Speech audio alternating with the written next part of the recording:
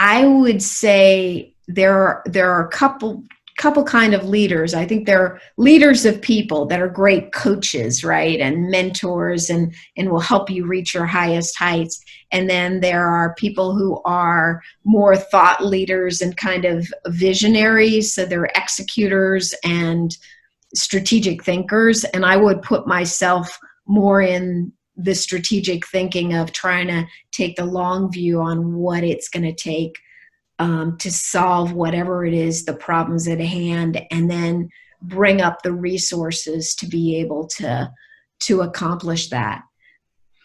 Those kinds of moments when you can get lost in something, that's your passion, and that's, to me, something you should go for. For me, I've always followed that passion. To me, I guess I didn't look at the money for jobs. I really didn't look at the title. I looked at what is it that I feel passionately about? What at the end of the day am I going to feel personally good about doing? Until I ran into Dr. King's philosophy and the 6 steps for social change, social impact, that really was transformative to me, because in the genius that is Dr. King, he was able to encapsulate everything that I already felt was true.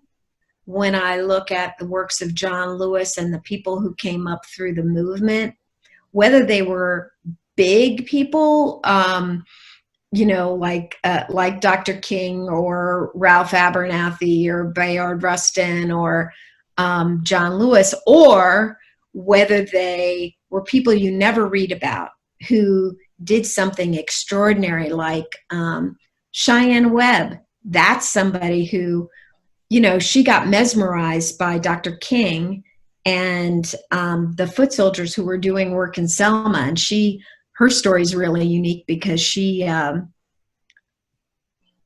did all that when she was 8 years old. There aren't that many people who would step out and, I know she sidestepped her parents, but that kind of youthful energy, etc. Betty Fikes, Ruby Sales, all these people as young people, they were ordinary people, and they just found a way to a crowd that thought the way they did, but were willing to question one another. Really good friends will question you, right? As you're proceeding with what you're doing, they will ask serious questions and make you think twice. And that's kind of the posse that you need around you when you're doing this work, because it's like Dr. King says, right? We have to question our own motives, hold ourselves accountable for what we're doing. Something that we really find important at the Freedom Center is being comfortable with being uncomfortable, because when we're uncomfortable, we can strive for deeper and more meaningful and honest conversations. And so while uncomfortable, we struggle with taking the initiative and taking the first step, whether that's starting a conversation with someone we may not know to build relationships and connections, or taking the first step in asking a question during a leadership seminar such as this. So what advice can you give us to really step out of our comfort zones and take that first step? Sometimes when you step out of your comfort zone, people will see that courage and they will want to respond in kind. In the end, I think many of us are afraid of taking that first step. Mm-hmm. And that's part of leadership. When you open up the dialogue in as constructive a manner as you can open it up, you will see people step into it who might feel the same way. And following the King principles here, right? Not making it about the person, but about the policies.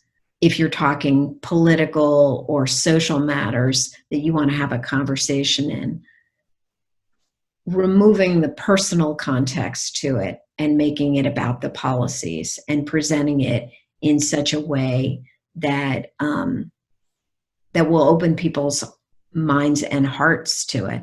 It's hard. Here's what I find with the work that I do is it doesn't come immediately. It takes trust and it takes time. Where does faith come in? Not necessarily religious faith, but a faith in a better future, or a faith in a better anything, a better tomorrow, and where does that spirituality tie into it? It figures in everything. You think about your own personal values. Like, what is it that drives you? What are your character strengths and virtues that drive you to do what it is you're doing? With members of Congress, they all come here, right, to make a difference. They might have completely different viewpoints. So they all have faith that they're going to make a difference and do it in a way that's consistent with the spark that led them to service. And that's what makes my job particularly interesting, is because when you come here, you're at events, you have to raise $1 million, you're far from your family, you have all these external pressures that when you were at home just thinking about, oh, I really want to go out and change the world, you didn't have all these obstacles to move through. If you don't have that core sense of who you are and what you believe in and how you want to personally conduct yourself, no matter what anybody else around you does, any leadership role is going to be really hard for you, because you're going to be swayed by all the pressures that are around you. Michelle Obama said, something about that being in a pressure environment like that reveals who you are as a leader. I'm going to run you through one thing that I do with our small groups, and I'm going to choose a poem from the Sufi mystic Hafiz, and it's called With That Moon Language. So if you just center yourself, if you want to close your eyes and think, I'm going to close my eyes. So it's with that moon language. Admit something. Everyone you meet, you say to them, love me. Of course you don't do this out loud, otherwise someone would call the cops. Still, though, and think about this great pull in us to connect. Why not be the one who moves through this world with a full moon in each eye, saying what every other eye in the world is just dying to hear?